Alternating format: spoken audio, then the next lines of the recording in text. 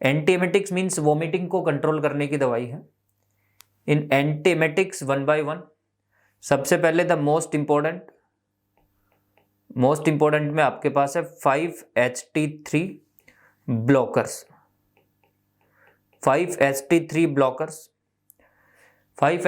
Blockers serotonin receptor को block कर रही हैं। उसमें आपके पास है ओंडेनसेट्रॉन, ग्रेनीसेट्रॉन, पेलेनीसेट्रॉन, ये ड्रग्स हैं। तो ये आपके हैं 5-HT3 ब्लॉकर्स। इनमें से पेलेनीसेट्रॉन लॉन्ग एक्टिंग है, लॉन्गर। ओंडेनसेट्रॉन, ग्रेनीसेट्रॉन ये फास्ट है, faster and shorter,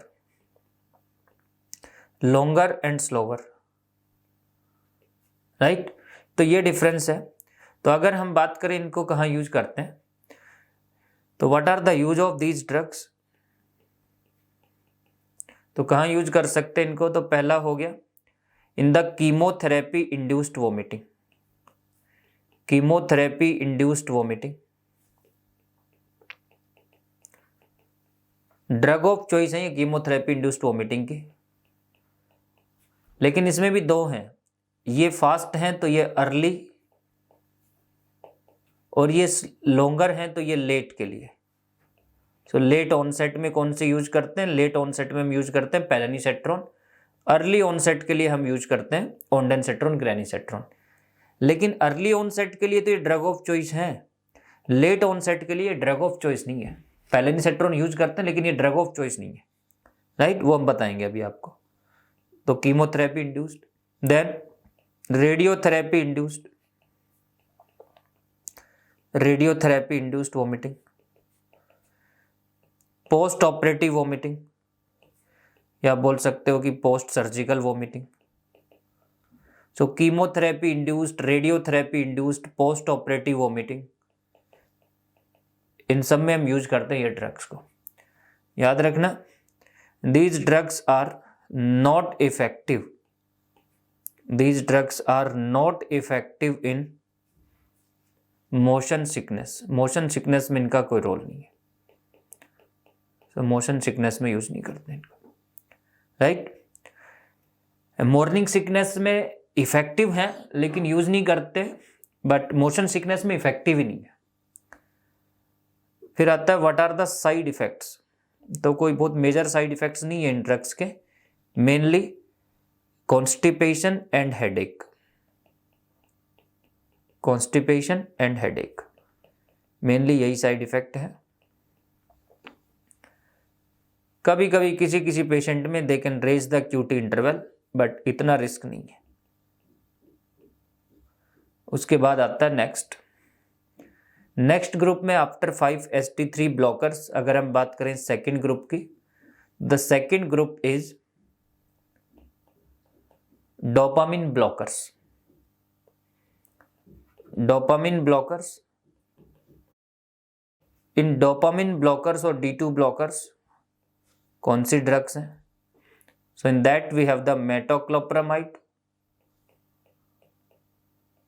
and domperidone, metoclopramide and domperidone, ये हैं आपकी डोपामिन ब्लॉकर्स, D2 ब्लॉकर्स। दोनों में क्या डिफरेंस है, मेटोक्लोप्रामाइड जो है खाली डोपामिन ब्लॉकर नहीं है, उसके अलावा ये 5-HT4 एगोनिस्ट भी है और 5-HT3 पे भी काम करती है, तो 5-HT3 ब्लॉकर भी है। डोमपेरिडोन जो है वो डोपामिन ब्लॉकर तो है ही, 5-HT4 5-HT3 पे इसका रोल नहीं है। दूसरा, मेटाक्लोप्रामाइड जो है वो लिपिड सोल्यूबल है और ये वाटर सोल्यूबल है, तो ये ब्रेन में नहीं जाएगा और ये ब्रेन में जा सकता है। तो उसकी वजह से एक्स्ट्रा पिरामिडल सिम्टम्स और हाइपर प्रोलैक्टिनेमिया, एक्स्ट्रा पिरामिडल सिम्टम्स और इंक्रीज प्रोलैक्टिन सिक्रीशन, हाइपर प्रोलैक्टिनेमिया का रिस्क है। किससे, मेटाक्लोप्रामाइड से। ये रिस्क किसमें नहीं है, डोमपेरिडोन में। तो अगर आपसे कहें कि सर लीवोडोपा से वोमिटिंग हो रही है तो कौन से यूज करोगे, डोमपेरिडोन। क्यों? क्योंकि वो ब्रेन में नहीं जा रही है, लीवोडोपा के इफेक्ट को कम नहीं करेगी, बट वोमिटिंग को तो कम कर देगी, क्योंकि वोमिटिंग सेंटर तो ब्लड ब्रेन बैरियर के बाहर है, सिटीजेड सेंटर। मेटोक्लोप्रामाइड ब्रेन में भी जाएगी और लीवोडोपा के इफेक्ट को कम कर सकती है, एक्स्ट्रा पिरामिडल सिम्टम्स कर सकती है, इसलिए उसको हम पार्किंसोनिज्म के पेशेंट्स में यूज नहीं कर सकते, इससे पार्किंसोनिज्म हो सकता है। प्रोलैक्टिन सिक्रीशन और हाइपर प्रोलैक्टिनेमिया हो सकता है। तो कहाँ यूज करते हैं इन ड्रग्स को? इनको हम यूज करते हैं, एक तो हो गया कि सर वोमिटिंग के लिए एंटी एमेटिक, एंटी एमेटिक के अलावा ये ड्रग प्रोकाइनेटिक्स भी हैं, एंटी एमेटिक के अलावा ये ड्रग प्रोकाइनेटिक्स भी हैं। बिकॉज ये प्रोकाइनेटिक है उसकी वजह से इनको हम GERD गैस्ट्रोइसोफेजल रिफ्लेक्स डिजीज में यूज कर सकते हो, और इनको हम यूज कर सकते हैं अगर सपोज कि डायबिटीज का पेशेंट है तो पैरालाइटिक इलियस होगा, या फिर आप बोल सकते हो कि एटोनिक इंटेस्टाइन, तो वहां पे भी आप यूज कर सकते हो, तो इलियस में यूज कर सकते हैं आप इनको। सो एंटी एमेटिक भी हैं और प्रोकाइनेटिक भी हैं, दोनों इफेक्ट है इनका। फिर आता है तीसरा group, in third group anti cholinergics. Anti cholinergics, anti cholinergics हम पढ़ के आए ऑलरेडी, तो उसमें जैसे कि आपके पास हायोसिन या स्कोपोलामाइन, हायोसिन या स्कोपोलामाइन, तो एंटी कोलिनर्जिक्स हैं हायोसिन स्कोपोलामाइन। उसके अलावा एंटी कोलिनर्जिक में आप रख सकते हो प्रोक्लोरप्राजिन को भी, प्रोक्लोरपेराजिन, फ्लूफेनाजिन,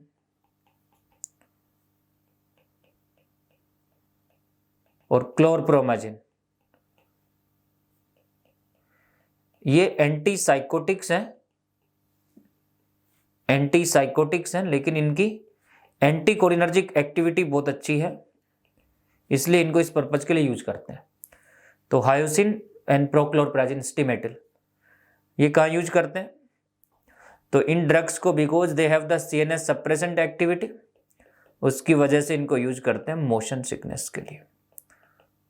तो ये ऑलरेडी हमने पढ़ा हुआ है, motion sickness in the hyoscine.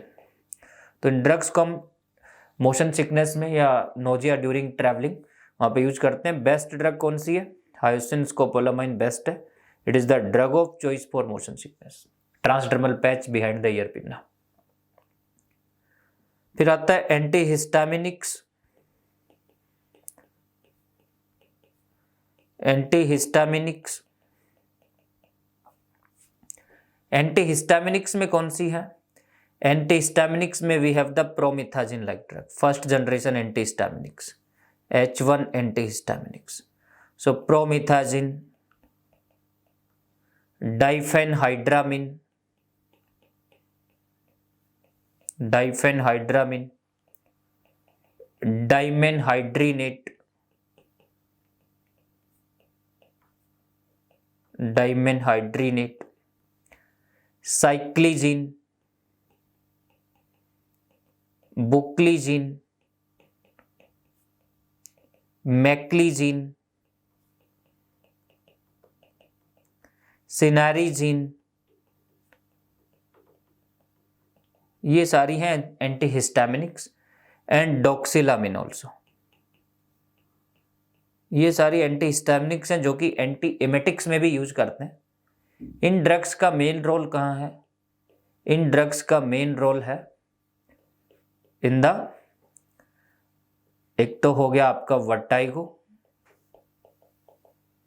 मेनियर्स disease, vertigo, motion sickness.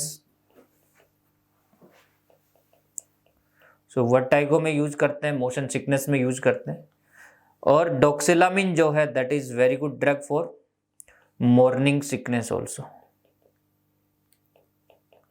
So morning sickness या emesis gravidarum during pregnancy, so it is drug of choice for vomiting during pregnancy. So in pregnancy induced vomiting, doxylamine best है। doxylamine it is used with pyridoxine, pyridoxine के साथ B6 के साथ use करते हैं इसको। बाकी सिनेरिजिन वगैरह कॉमनली वर्टाइगो में यूज करते हो, लेकिन याद रखना वर्टाइगो के लिए ड्रग ऑफ चॉइस है betahistine, that is histidine analogue. Betahistine is the drug of choice for vertigo, but antihistaminics commonly used है। तो ये हो गई आपकी एंटीस्टैमिनिक्स, ये भी सेडेटिव्स हैं। उसके बाद आता है next group after H1 antihistaminics. The next group is neurokinin receptor inhibitor, NK1। Neurokinin receptor inhibitors, neurokinin inhibitors हैं, काइनिन्स को इनहिबिट कर रहे हैं। उसमें आपके पास ड्रग है एप्रेपिटेंट,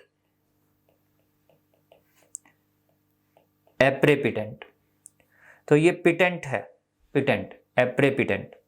ये हम कहाँ यूज करते हैं? These drugs are used in late onset chemotherapy induced vomiting, late onset chemotherapy induced vomiting. यहां पे ये ड्रग ऑफ चॉइस है। लेट ऑनसेट में ये ड्रग ऑफ चॉइस है, अर्ली ऑनसेट में 5-HT3 ब्लॉकर।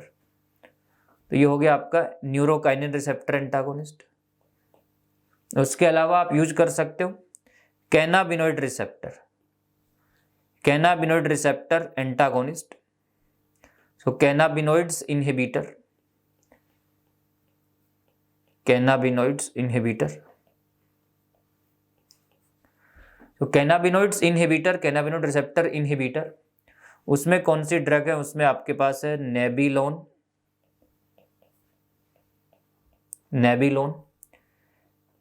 And ड्रोनाबिनोल, नेबिलोन and ड्रोनाबिनोल। और कॉर्टिकोस्टेरॉइड्स जैसे कि डेक्सामेथासोन। ये भी दोनों कहाँ यूज करते हैं? इनको भी हम यूज करते हैं in chemotherapy induced vomiting. So in chemotherapy induced vomiting we can also use these drugs. Metoclopramide भी यूज कर सकते हो आप कीमोथेरेपी इंड्यूस्ड वोमिटिंग में, पेरिनोम मेटाक्लोप्रामाइड। कैनाबिनॉइड्स भी इनहिबिटर्स भी यूज कर सकते हो, डेक्सामेथासोन भी यूज कर सकते हो फॉर कीमोथेरेपी इंड्यूस्ड वोमिटिंग। तो ये सारी होगी आपकी एंटी एमेटिक्स।